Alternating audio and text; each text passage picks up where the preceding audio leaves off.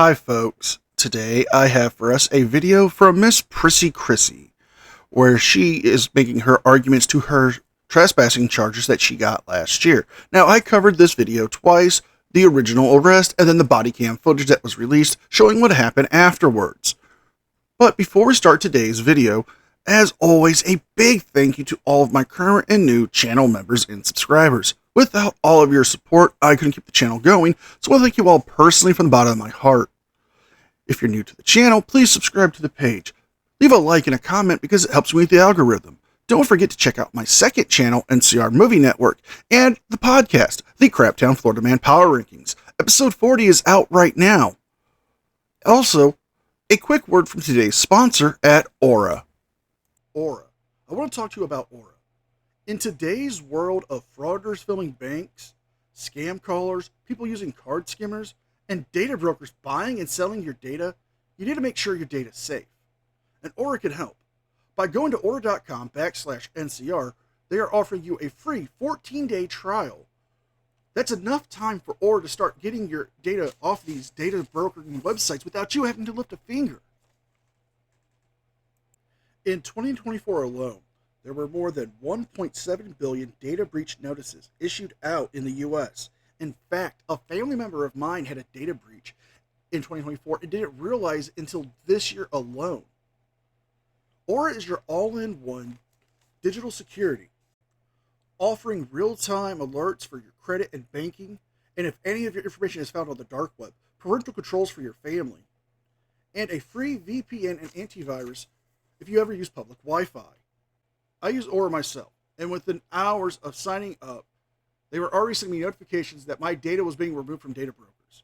So, scan the QR code or go to aura.com/NCR or click the link in the description box to get your free 14-day trial, which you can cancel at any time. That's aura.com/NCR for your free 14-day trial. Thank you again to Aura for sponsoring the channel. And with all that being said, let's enjoy today's video.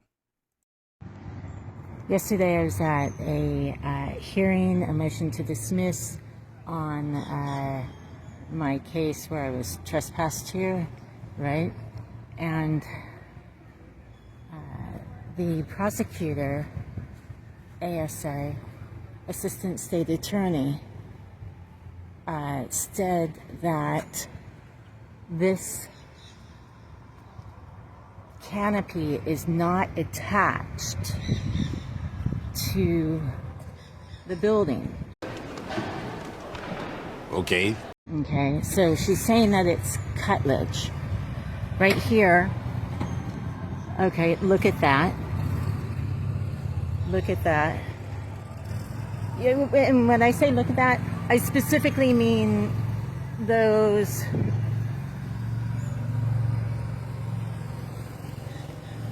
I don't know what they are. Pillars? Is that what you'd call them? Well, you could call them pillars, or you can call them support trusses or support legs of the canopy. However, the term you're using, curtilage, doesn't apply here. It's curtilage. The curtilage is the term used to condense the surrounding lands around property, or a fenced-in area, or the land around the fenced-in area. Now, seeing as this is the amphitheater in the park, it is actually fenced off in its own area. So, the canopy does fall under the curtilage of the main building, just like a shed or a pool house would on another property. All right, so let's look at two over here as well. All right. So there are four basic, huge pillars, two on this side, right? And then two on that side. All right, so here's the building. And you see right there, that's where I was sitting in that second one up there on the building, outside though, right? So now the question is, are these pillars attached to the building?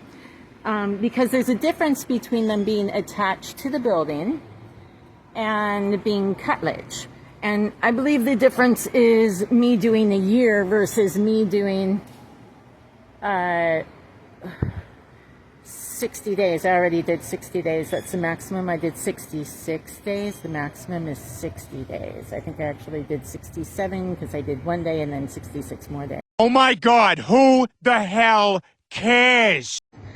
Okay, so do you see on this side? Let's go here first, okay?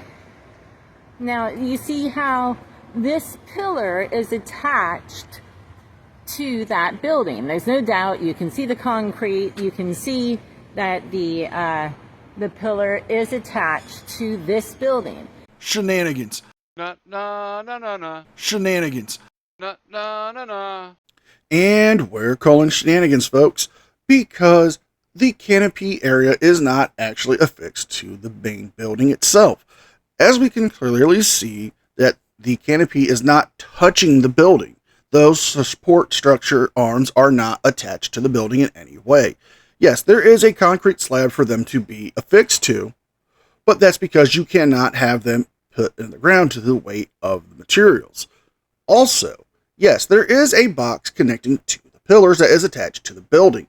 That is for the wiring to go to the screen areas that we have saw.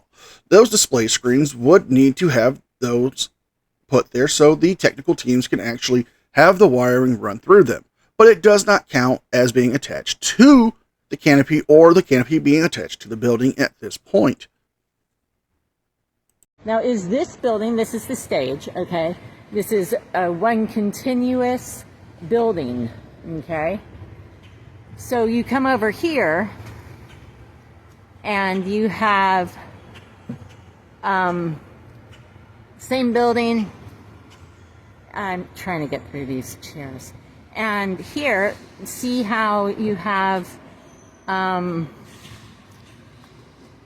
this big slab of concrete attached to this huge pillar, and the pillar is attached to the same building, okay? On both sides, attached to the same building. Wrong! Which is attached to this building. This is the building, okay? So here, big pillar. Sorry. It is a big pillar. Okay. So here's your big pillar. This is one continuous building, right? Pillar is attached to the building. That means it's not curtilage, because curtilage is separate. So let's say you have a big mansion, right? And you have a totally separate pool house, you know, or a separate guest house.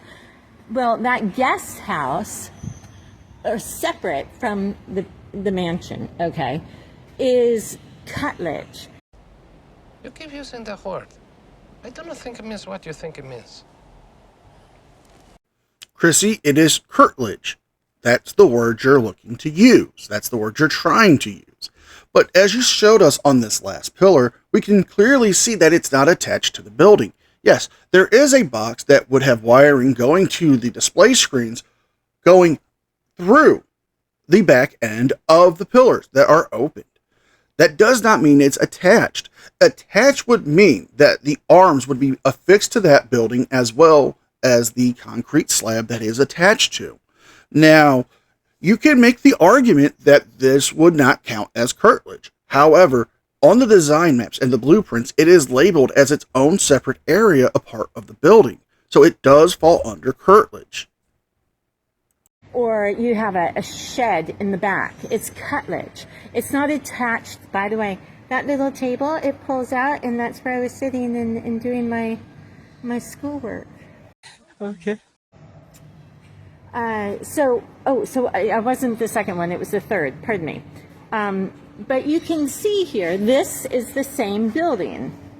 And you can also see that I'm not in the area of curtilage, but I'm in the area, it's literally attached, just like a patio to this building. I was not inside the building, I was outside, but this is part of the building itself, not curtilage. Difference again is 810.08 to A versus, or to B, something like that, or versus 810.091A1, which is curtilage. It would be Section 2B of Florida Law 810.9, trespass on property other than structure or conveyance, that would cover the curtilage. And it states, if the property is enclosed curtilage of a dwelling and the offender enters or remains with the intent to commit the offense thereon other than the offense of trespass. So, you are there on the curtilage of the property. And even if you weren't on the curtilage and you were on the actual property of that patio area that's enclosed, not enclosed, but attached to the building, you would still be found guilty under the traditional form of trespass, which would be Florida Law 810.08. Okay. The first says that I'm in a building, okay, and the second says I'm not. So this is part of the building. This is the building. You see there is no separation from where I was sitting. And again, here, let me put my stuff down real quick so I can show you. Oops. This whole area is a little wet. It's been raining Florida during rainy season. Okay, so you see this table pulls out, right? And you can put your chair there and study. Isn't that beautiful? Frankly, my dear, I don't give a damn. And a lot of times there's no one here, and so it's just super peaceful and easy to get a lot of work done, which is exactly what I was doing. So for this, and it's important, I'm doing this for the jury so that they'll see it, so it's important that they actually know that. So if you look at this, it's all attached. It's not curtilage because it's not separate. It would have to be separate. Oh, I'll show you. Right there. Do you see that? Let me put my stuff down again. Hold on. Do you see this little building here? Okay, that's part of this area. If this was a house, that would be curtilage because it's a completely separate building. Okay? So that would be referenced as curtilage. Yes, that area could be considered the curtilage of the property if it still falls in the property markers. But your argument you're trying to make, Chrissy, is not going to hold up due to the fact that we can clearly see that the canopy area is not permanently affixed to the building. Yes, it does have the two support columns for it to be affixed in that area, but those are not attached to the building. Those actually can be removed if the canopy had to be taken down for repair or replacement without causing damage to the property that you're claiming that's affixed to. Now, the area you were trespassed from was attached to the building and it doesn't fall under curtilage. And if they want to consider that curtilage, that would be an argument they would have to make in court. But clearly, you're not understanding the trespassing law as it's stated in Florida. I believe, and I don't know if it's the case because these are portable, but there are little concession stands, okay? There's a concession stand behind those seats.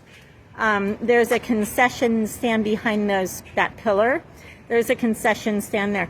Now they're portable, so they may not be curtilage based on that, but they might still be curtilage. I don't know if the portability, I think it's still curtilage because a vehicle, oh, look at little birdie, is curtilage, right?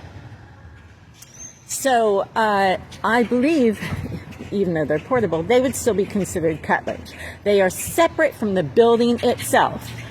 And again, here, this second one, I think is where I had my stuff when the cops came. But I may, yeah, I think I was... Hey, nobody cares. Nobody cares. Over at the second one, I had put my stuff there, right here on this part of the building. Do you see how? Let's look. It's totally attached to the building. Very important for this particular case. And the definition. All right. And this is where the video ends. Now, this is really going to come down to what the courts want to decide to charge her with. Trespassing 0.8 or 0.9. Either way, she would be found guilty of trespass either on the curtilage of the property or the property itself, depending on how the prosecution wants to handle it. Her understanding of the trespassing laws in Florida are very hard for her to grasp, apparently, but it's very simple to understand if you read the law. So if you guys like this video, please like, share, and subscribe. Leave a like and a comment because it helps me with the algorithm. Don't forget to check out my second channel and the podcast. With all that being said, be well, be safe, and I'll see you guys next time. And a special thank you to all members of the news team. Without all of your support, I couldn't keep the channel going. So I want to thank you all personally from the bottom of my heart. You guys mean the world to me for all the support and encouragement you guys give. You guys rock.